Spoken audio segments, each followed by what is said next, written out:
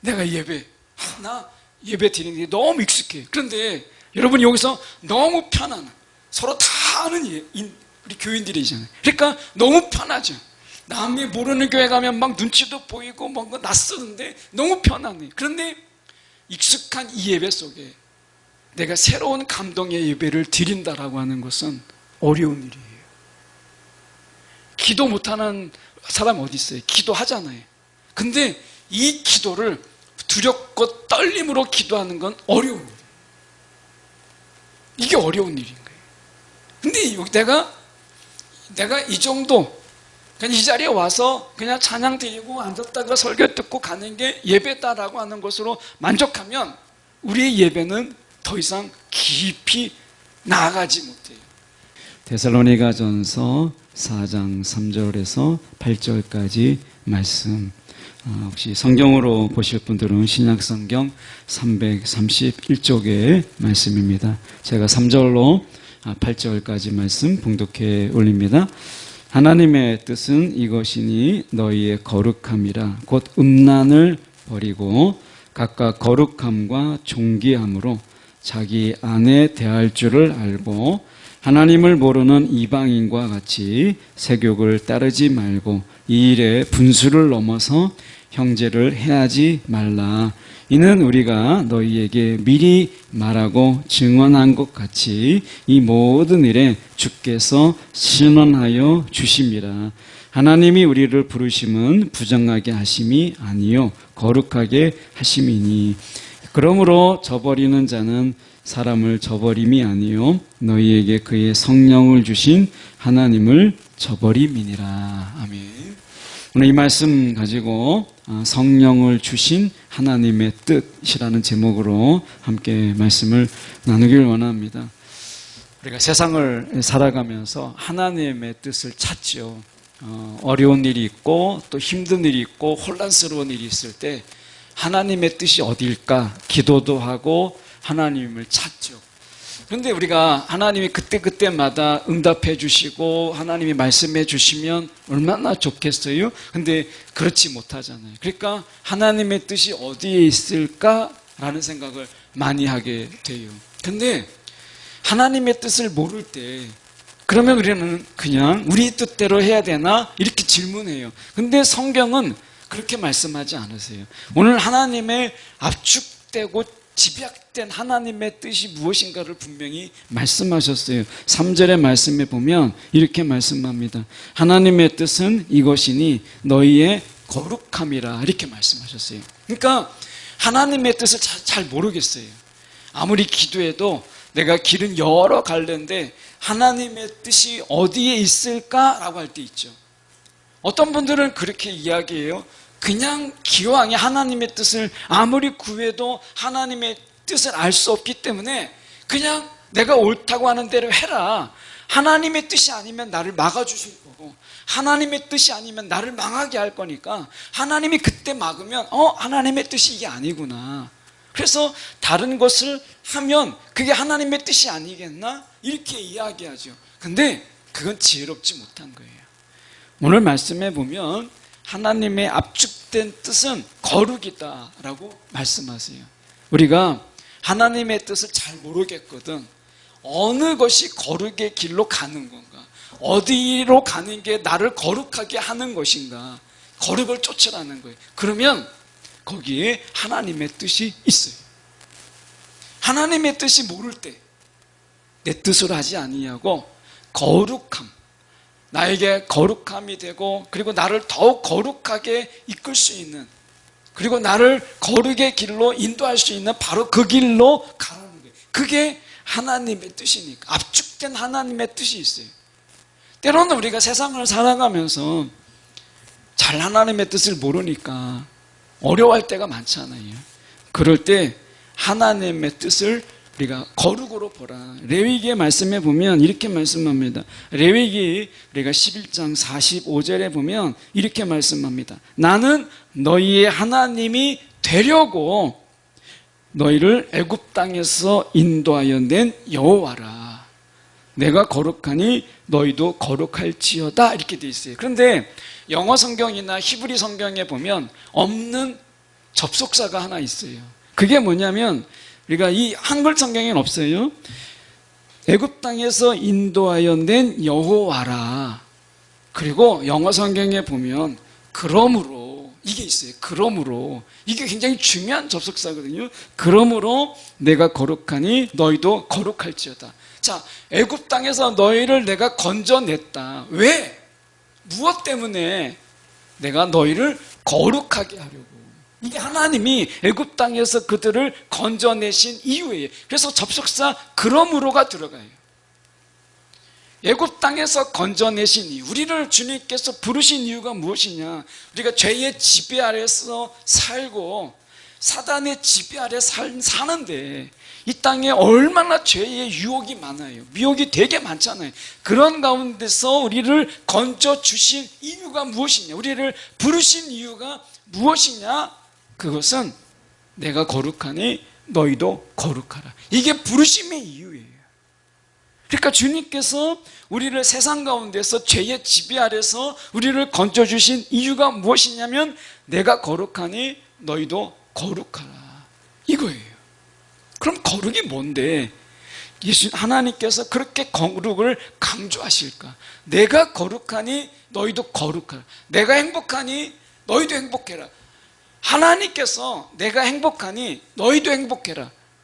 이렇게 말씀하셨으면 지금보다 제가 생각할 때는 마케팅적으로 볼 때는 훨씬 더 대박이 났을 것 같아요. 내가 행복하니 야 너희도 행복해. 다르게 얘기하면 내가 기쁘니까 너희도 기뻐해.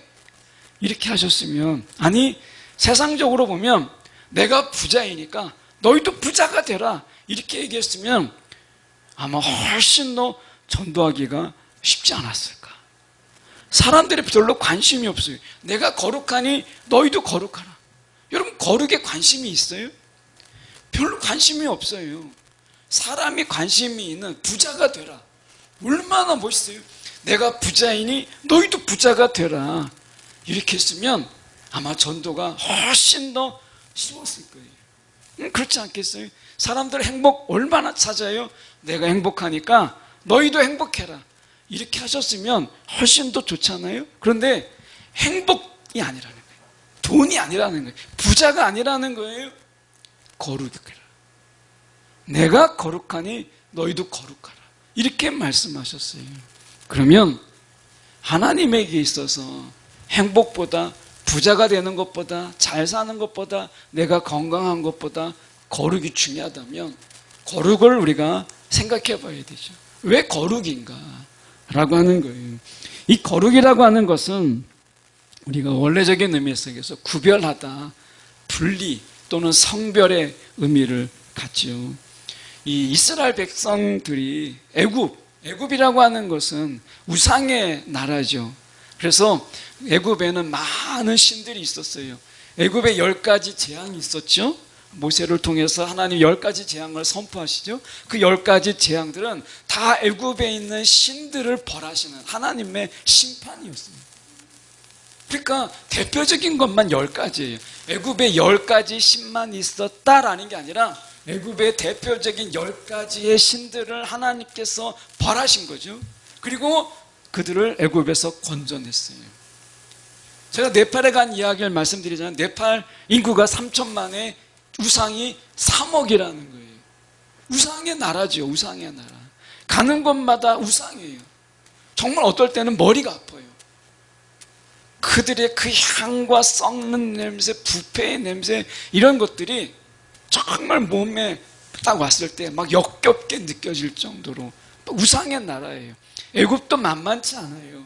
그런데 그런 문화, 그들의 우상의 문화죠. 우상의 문화, 우상의 문화에 쩌든 이스라엘 백성들을 건져내셨어요. 구별하셨어요.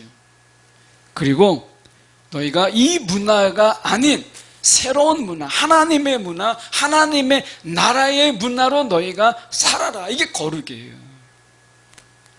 그러면 우리가 이 땅에 살고 있잖아. 이 땅에 살고 있는데 이 땅에는 샤머니즘이 굉장히 많잖아요. 샤머니즘, 무속적인 게 많잖아요. 불교 보세요. 원래 전통 불교는 그렇게 샤머니즘이 막 넘쳐나지 않아요. 그런데 우리나라는 불교에다가 무속적인 게 합쳐져 있는 이런 무속적 불교주의예요. 불교예요. 그래서 어떻게 우리가 4월 초팔이 되면 아마 광고 보신 분들이 있을 거예요. 보면 이렇게 뭐 팔아요? 부적 팔잖아요. 부적 팔고 그렇게 해서 금으로 금칠을 해서 부적을 팔아요. 근데 그걸 누가 하느냐? 무당이 하는 게 아니에요. 스님이에요. 스님이 4월 초파일 날 되면 이 부적을 파는 스님이 있어요.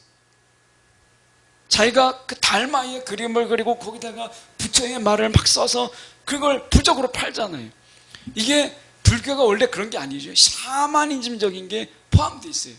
제가 책을 읽다가 최근에 얼마나 놀랐냐면 정말 놀라운 이야기를 들었어요. 여러분, 불교에서 하는 게 뭐죠? 템플 스테이.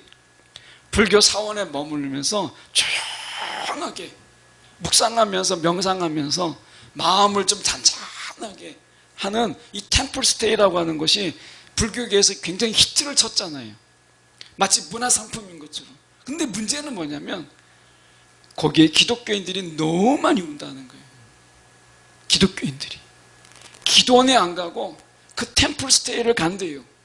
이 불교 절에서 야, 이거 기독교인들이 너무 많이 오는데, 그래가지고 이 템플 스테이를 할 때 이 불교적인 부분을 조금 뺐대요.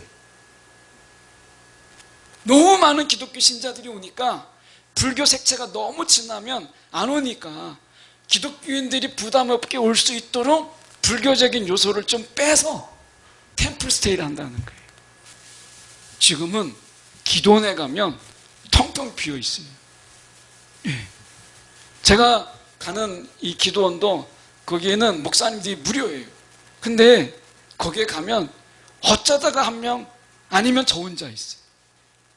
시간대가 안 맞아서 그런지 모르지만 옛날에는 기도원에 가려고 하면 대기번호를 가지고 있었어요. 제가 목회자가 가려면 대기번호를 가졌어요. 근데 지금은 대기 없이도 얼마든지 갈 수 있어요. 많이 안 가요. 많이 안 가는데 그나마도 가는 데가 불교의 템플 스테이를 간다는 거예요. 우리가 생각해 봐야 될 문제 아니겠어요? 자, 그런 의미에서 거룩이라고 하는 것이 무엇이냐? 세상의 문화가 있어요. 이게 세상의 문화라는 건 죄의 문화고 우상의 문화고 세속의 문화죠. 이런 건강한 문화 말고 이런 우상의 문화가 가득한 곳에서 다르게 하나님의 문화, 네가 하나님 나라의 문화로 사는 것을 구별이라고 하고 이것을 거룩이라고 말해요. 여러분, 우리가 정말 하나님 나라의 문화가 내가 사는 곳에 있나, 내가 머무는 곳에 있는가라고 하는 거예요. 여러분, 내가 신앙생활을 하지만 내 가정에, 우리의 가정 안에 정말 하나님 나라의 백성으로서 가지는 문화가 어떤 게 있나 라고 하는 거죠. 뭐 대표적인 게 우리가 가정 예배. 이번에도 그 네팔에 선교를 갔을 때 남자끼리 큐티를 했는데 그 중에서 한 분이 토요일마다 가정 예배를 드리더라고요. 벌써 한 10몇 년째 드리고 있더라는 거예요. 그러면서 우리도 한번 저희도 드렸다가 저희 가정에서 드렸다가 애들이 크고 막 시간이 달라지고 해서 참 쉽지 않더라 했더니 아직은 아이들이 좀 어려서 중학교 뭐 이렇게 학생 다니더라고요. 그래서 10년 어렸을 때부터 토요일에는 약속을 그 집에서는 아무도 안 잡는데요. 토요일에 약속을 안 잡고 가정 예배를 드리는 거예요. 하나의 좋은 문화죠. 어떻게 보면 이거 큐티를 하고 우리가 네팔 선교 갔을 때 아침에 아무리 막 저녁 1시, 2시에 자도 새벽 5시 반에 일어나서 다 큐티를 하는, 이게 하나의 문화예요. 아침에 일어나서 큐티를 나누는 거예요. 정말 놀라운 것은 뭐냐면 저녁이 되면 모여서 하루의 일과를 나눠요. 그런데 나누는 중에서 꼭 빠지지 않는 게 뭐냐면 아침에 큐티를 했는데 하나님이 이런 말씀, 이런 생각을 주셨는데 돌아보면 하루 동안에 그 말씀이 힘이 되고 하나님이 그 말씀대로 역사하시는 것을 제가 경험했습니다. 이런 간증들이 하루에 하나씩은 꼭 나오더라고요. 여러분, 우리가 가지는 하나님의 문화가 무엇인가? 구별이라고 하는, 거룩이라고 하는 것을 우리가 이야기할 때 내가 정말 하나님의 백성이여, 내가 기독교인인데, 내가 예배하는 자인데, 내가 우리 가정에서 예배 어떤 이 문화, 정말 세상에서는 없는 그런 문화가 우리 가운데 있는가? 기도 또는 예배, 아니면 우리가 그 어떤 것 중에서라도 있는가라고 하는 거예요. 뭐 가족 기도회 또는 가정 예배, 아니면 우리가 가족 큐티, 우리가 생각해 볼 수 있는 여러 것 중에서 우리가 정말 우리 가정 안에 이런 기독교인들의 문화가 무엇이 있는가라고 하는 거예요. 세상의 문화 속에서 그냥 사는 게 아니라 문화를 달리하는 것, 이것을 거룩이라고 말하거든요. 그러면 우리 가정 안에 정말 믿는 가정으로서 우리 가정 안에서 가지는 세상에 없는 그런 문화, 이것이 무엇일까? 이거를 지금 고민할 때라는 거예요. 없으면 이것을 어떻게 만들어갈 것인가 라고 하는 것을 지금은 고민할 때, 이게 구별이니까, 이게 거룩이니까, 세상의 문화대로 이게 문화라는 것 때문에 따라갈 것이 아니라 이 세상의 문화가 아닌 정말 하나님의 자녀로서 우리만이 가질 수 있는 이 문화를 찾고 그것을 계속해서 유지해 나가는 것, 이걸 우리가 거룩이라고 말해요. 이 거룩은 구약적으로 볼 때 땅과 깊은 관련이 있어요. 땅.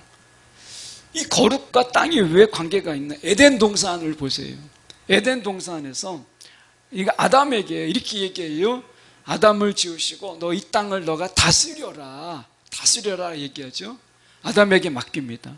그러니까 아담은 지금 그 땅을 거룩한 땅으로 관리해야 되는 거죠. 이걸 맡겨주신 거예요. 근데 아담이 어떻게 했어요? 선악을 알게 하는 나무의 열매를 따먹었어요. 죄를 지었어요. 하나님이 그 다음에 어떻게 하셨어요? 아담을 그 땅에서 쫓아냈어요. 왜요? 그의 죄로 인해서 이 땅, 에덴 동산이 더럽혀지니까 죄인을 그 땅에서 쫓아냈어요. 이게 그 땅을 거룩하게 하신 이유예요. 이스라엘도 똑같아요. 남유다가 막 죄를 지어요. 하나님이 계속해서 선지자들을 통해서 경고하죠. 너희가 조금만 더 하면 내가 너희를 정말 바벨론 포로로 보낼 거야. 그래도 말을 듣지 않아요. 돌아오라고 해도 말을 듣지 않아요. 하나님이 작정하고 계획을 다셨어요. 지금이라도 돌아오라.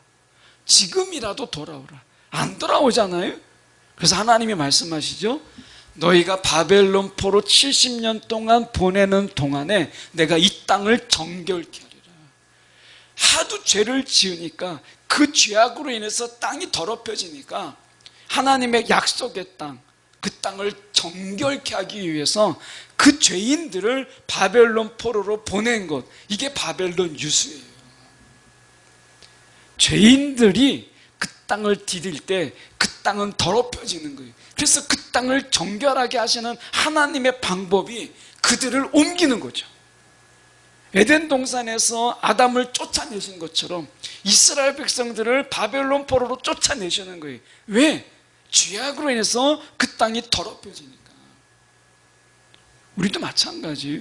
우리가 있는 곳, 우리가 있는 곳을 우리가 하나님 앞에 거룩함으로 지키지 아니하면, 우리의 죄악으로 인해서 우리가 있는 그 땅이 더럽혀지면 하나님께서 그 땅에서 우리를 쫓아내세요.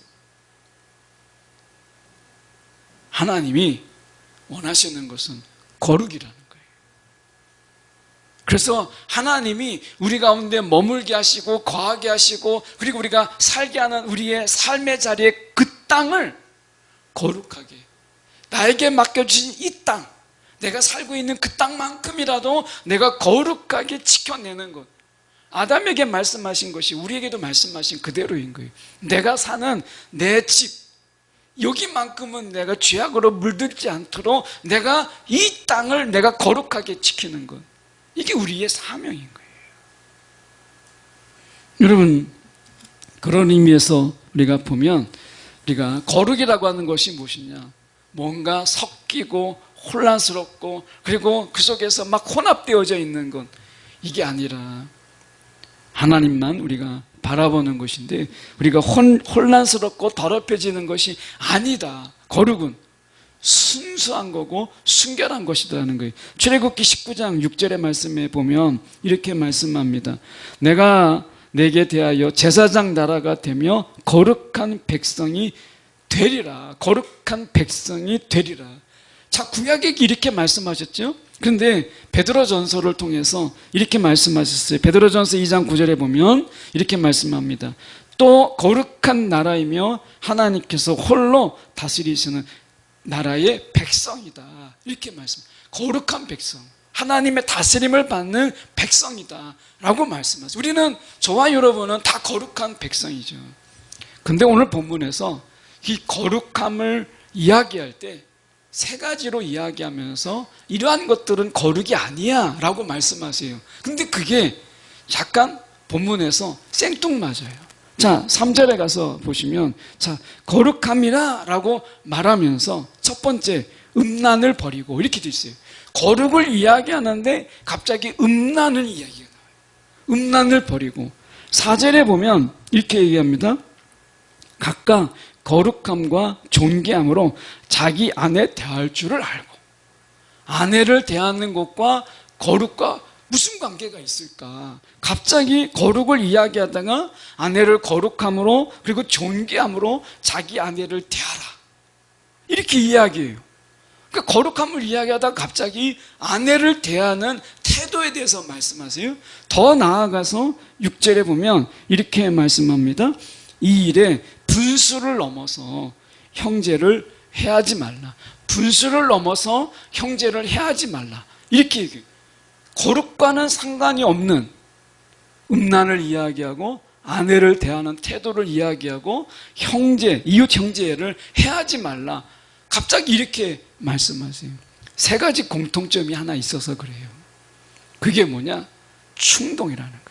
이 데살로니가 지역을 우리가 이해할 필요가 있어요. 로마가 그리스를 점령합니다.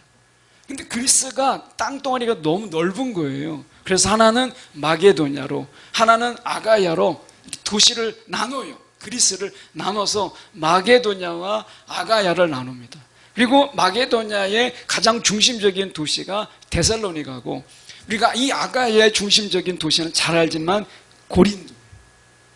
이 아가야에 지금 이 사도 바울이 머물면서 이 데살로니가 교회에게 편지하는 것이 데살로니가 전후서예요.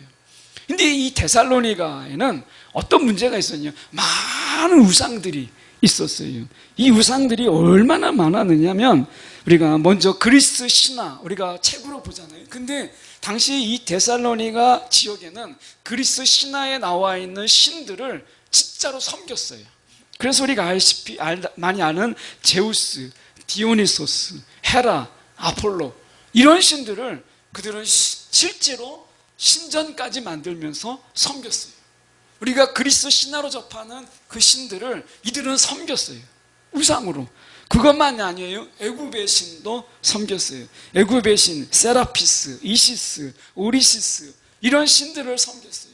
그리고 로마의 지배 아래 있다 보니까 로마와의 우호적인 관계를 유지할 필요가 있으니까 로마의 황제를 형상으로 만들어서 황제를 섬겼어요. 여기서 끝나지 않았어요. 이 데살로니가 지역에 고유의 신이 있어요. 지역 신이 있어요. 이 데살로니가 사람들이 계속해서 섬겨왔던 신이 있었는데 그게 카비루스예요. 이 카비루스까지 섬겨요. 신들이 많잖아요. 이런 많은 신들을 섬기는데 우상이 있는 곳에는요, 음란이 있었어요. 가나안 땅도 그랬고 애굽도 그랬고 그랬어요. 그래서 우상이 있는 곳에는 음란이 있어요. 왜 음란이 있느냐? 충동질을 하는 거예요. 충동질. 여러분, 우상에 빠진 자들이 가장 위험한 게 무엇이냐? 충동질을 일으키죠. 그래서 여기에서 5절의 말씀에 보면 이런 말씀이에요. 하나님을 모르는 이방인과 같이 세욕을 따르지 말라라고 하죠.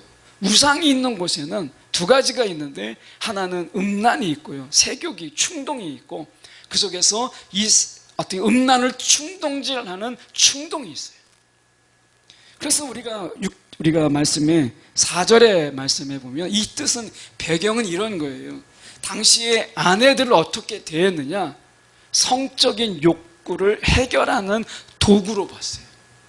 이때 당시에 이 데살로니가 지역에서 아내라고 하는 존재는 그냥 남자가 성적인 충동이 있을 때 그 충동을 해결하는 일종의 자신의 성적인 욕구를 해결하는 이런 도구로 아내가 그 역할이었어요. 그러니까 아내를 대할 때 어떻게 동물적인 이런 충동에 의해서 자신의 욕구를 풀면 그냥 끝나는 거예요. 그래서 그게 거룩이 아니다. 그 거룩이라는 것은 뭐냐면 충동과 이겨야 돼요. 내 속에 있는 어떤 정욕적인 욕망의 이런 충동을 내가 이겨내는 것, 이게 거룩이라는 거예요.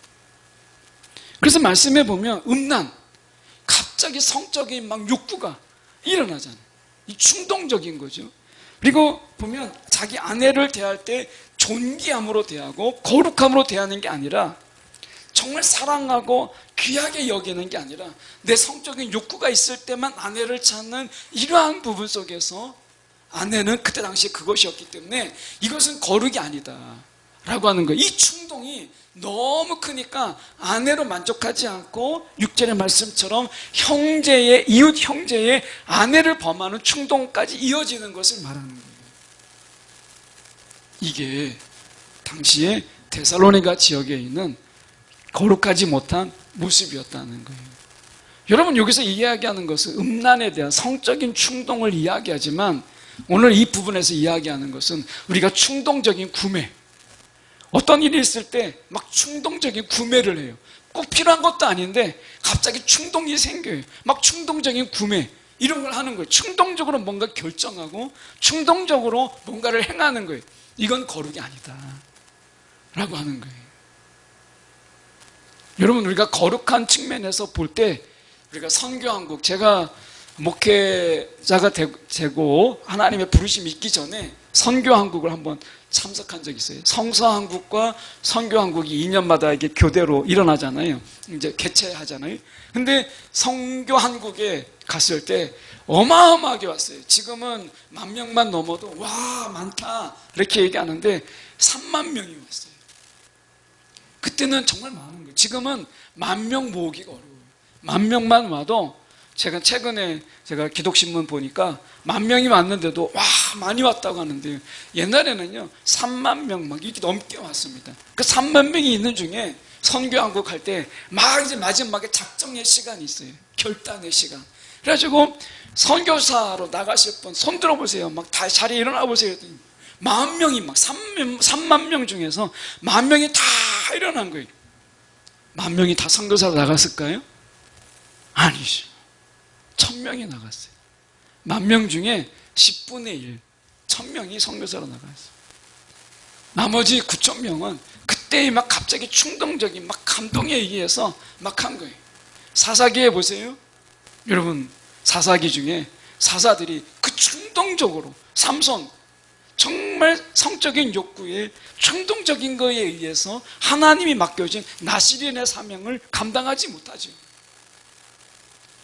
성령의 거룩함을 방해하는 게 무엇이냐?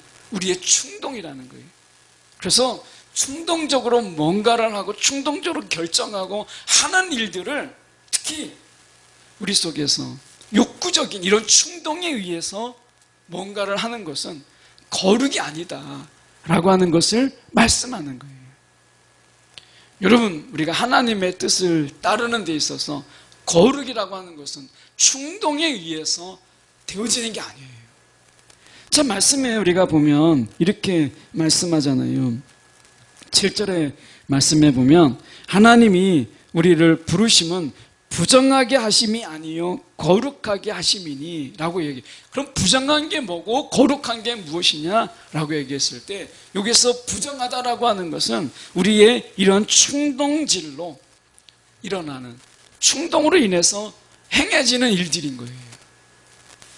여러분, 신앙을 혹시 우리가 충동으로 그냥 기분 내키는 대로 갑자기 막 이렇게 피를 받았다 막 이런 얘기 하잖아요.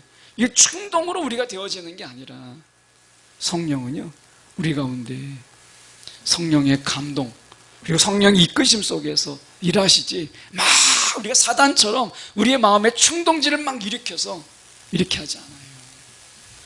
말씀해 보면 고린도전서 3장 16절에 말씀에 이런 말씀이 있습니다. 너희는 너희가 하나님의 성전인 것과 하나님의 성령이 너희 안에 계시는 것을 알지 못하느냐. 자, 성령이 우리 가운데 분명한 이유, 우리 가운데 충동질로 우리가 이끌림 받지 않도록. 성령은 뭐겠어요? 또 다른 보혜사잖아요. 또 다른 보혜사.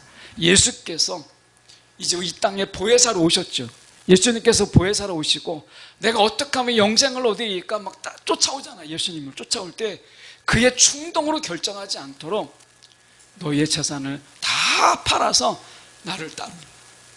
충동으로 결정하지 말고 너가 분명하게 앞뒤를 계산해서 나를 따를 것인지 안 따랐을 것이 너희가 결정해라. 충동으로 결정하는 것을 막으시잖아요. 오늘 말씀 속에서 이 생각이 나요. 이번에 네팔 선교 갈 때 한 분이 마지막 막차를 탔는데 그분이 이제 선교 가시는 분하고 같이 차를 탔나 봐요. 그래서 이제 모임에 왔다가 차를 탔는데 나 네팔 선교 가는데 당신은 안 가? 이렇게 얘기하다가 당신도 가? 그러면 좀 하다가 그럼 나도 갈게. 충동으로 이렇게 결정을 한 거예요. 근데 저희 모임에서는 이제 경고등이 울린 거지. 갑자기 가시는 분이 좋은 결과를 얻기가 정말 어렵거든요. 그러니까 이분이 충동으로 왔다가 내가 괜히 왔어 라는 말이 나오면 이게 선교팀에 어려움을 주니까 저희가 정말 기도를 많이 했어요. 그분을 위해서. 근데 정말 감사하게 그렇게 충동으로 왔는데도 불구하고 하나님께서 좋은 결실을 그리고 은혜를 받고 잘 마무리하게 하셨어요. 여러분, 충동으로 시작할 수는 있지만 충동으로 계속되진 않아요. 오늘 신앙, 우리의 신앙이 그때그때 충동이 마치 성령의 감동인 것처럼, 충동이 성령의 인도함인 것처럼 착각하지 말라는 거예요. 예수님께서 이 땅에 오셔서 충동질을 하는 세상을 다스리시잖아요. 오늘 또 다른 보혜사이신 성령이 오늘 우리의 수많은 충동질, 사단은요 끊임없이 저와 여러분을 충동질을 해요. 어떻게 하죠? 내가 어느 순간에 충동이 일어나요. 나 뭐 예배 드리는데 이 위까지 것만 예배 한 번 안 드린다고 이런 충동이 막 일어나죠. 여러분, 기도한다고 달라지나? 뭐 인생이 바뀌나? 이런 충동질을 일으킵니다. 그럴 때 그 마음을 다스리고, 그래서 계속적인 예배, 그리고 더 갈급한 예배, 더 간절한 기도로 인도하는 것이 성령이 하시는 일인 거예요. 충동에 나를 맡기지 말고 성령의 이끄심에 맡겨야 될 이유가 바로 여기에 있는 거예요. 그래서 여러분, 우리가 생각해 볼 때 저는 이런 예화가 생각이 나서 실제 있는 예화라기보다는 실제 있는 이야기를 한번 생각해 보면서 마무리를 해보려고 하는 게 1986년이죠. 1986년에 독일 슈투가르트 발레단, 제가 발레단 알면 얼마나 알겠습니까? 근데 어쨌든 한 번 정도 들어본 발레단이죠. 굉장히 유명한 발레단, 역사가 깊은 이런 슈투가르트 이 발레단에 최연소로 입단했던 그런 한국 사람이 있죠. 최연소로 강수진이라고 하는 분이, 이분은 1996년에 얼마나 연습을 많이 했는지 외국 사람 치고 우리가 1996년에 수석 무용수로 등극합니다. 슈투가르트에서 가장 어떻게 보면 사랑받는 예술가 중에 한 사람이 돼요. 근데 그 강수진의 발이 한번 TV를 통해서 방송된 적이 있어요. 보면 뼈가 튀어나오고 발톱은 뭉개져 있고 발가락 곳곳에 굳은 살이 배어 있어서 여자의 발이라고 하는 것을 상상할 수 없을 정도로. 근데 이분은 천재가 아니라는 거예요, 자기가. 그러면서 연습을 하는데 하루에 15시간에서 많으면 19시간 연습을 하고 한 시즌에 이 토슈즈라고 하죠. 발레할 때 신는 신을 250켤레를 갈아 신었대요. 한 시즌에. 그러니까 250개의 그 신발 토슈즈를 갈아 신을 정도로. 근데 이분이 이런 이야기를 했어요. 제가 이 이야기가 오늘 본문과 지금 연결돼서 그분이 이렇게 이야기했습니다. 그가 뭐라고 했냐면, 이 정도 됐다고 생각할 때 그 사람의 예술 인생은 거기가 끝이다. 이 정도면 됐다. 그러면 그 순간이 그 사람의 인생의 경지는 거기서 끝이라는 거예요.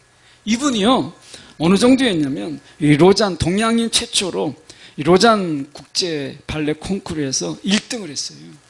야, 내 1등을 했으니까 이 정도면 끝났다, 이렇게 하지 않고 슈투가르트 발레단 들어가서 연습을 얼마나 많이 하고, 그리고 그 속에서 자기가 발레단으로 우리가 인정을 받기 위해서 멈추지 않고 연습했던 이 모습이 보이잖아요. 이게 한편에서 거룩이라는 거예요.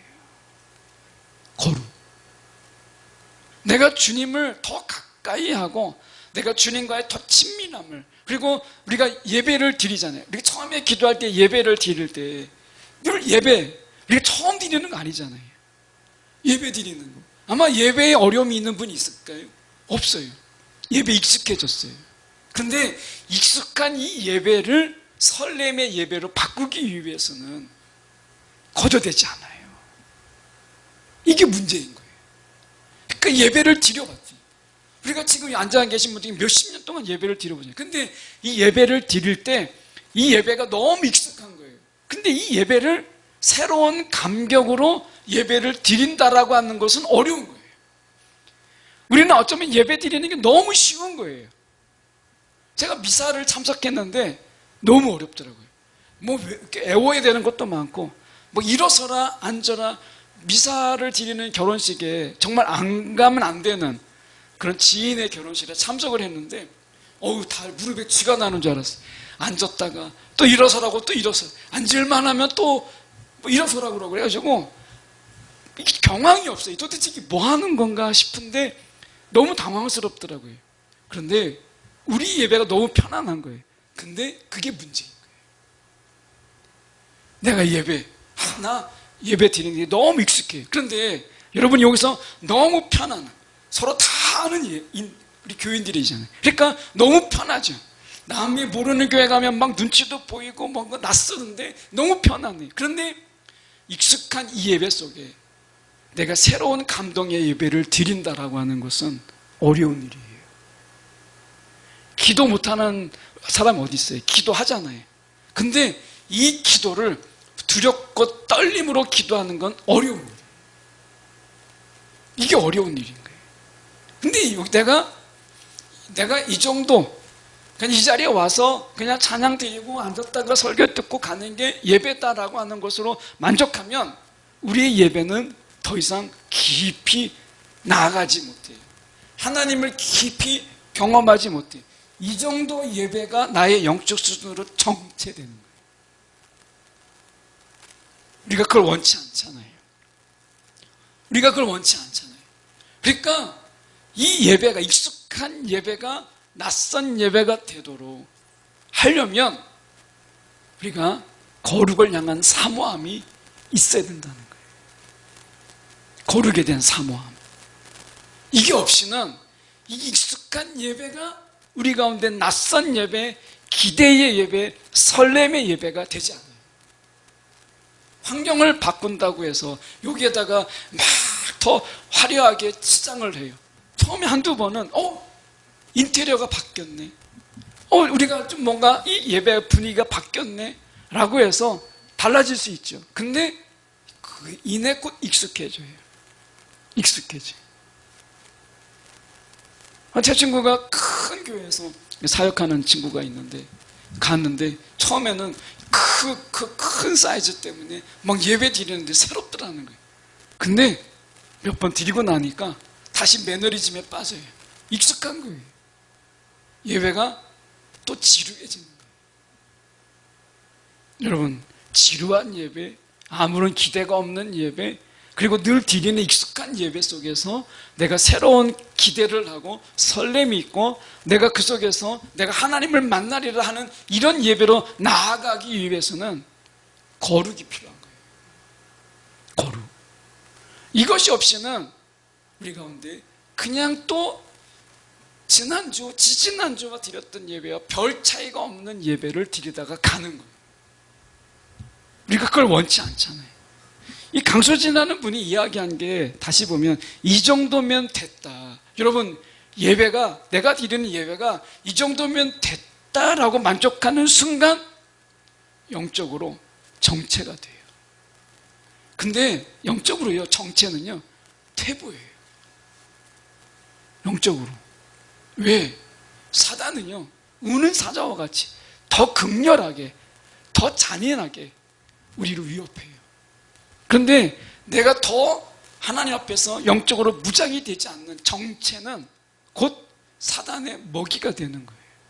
그렇지 않겠어요? 그러면 우리에게 무장할 수 있는 게 뭐겠어요? 거룩이죠. 그때 어쩌다가 그냥 충동으로 내가 이렇게 한번 해볼까가 아니라 오늘 성령의 이끄심 속에서 내가 더 새롭게, 더 간절하게, 충동이 아닌 더 하나님 앞에 내가 그를 바라는 이 마음으로 나아가는 이 거룩이 우리 가운데 있지 아니하면, 여러분, 우리가 예배를 아마 오늘 이 시간에 드리지만 오늘 갑자기 또 1시 예배, 2시 예배, 3시 예배, 예배를 더 많이 드린다고 해도 그 자리가 새로워지진 않아요.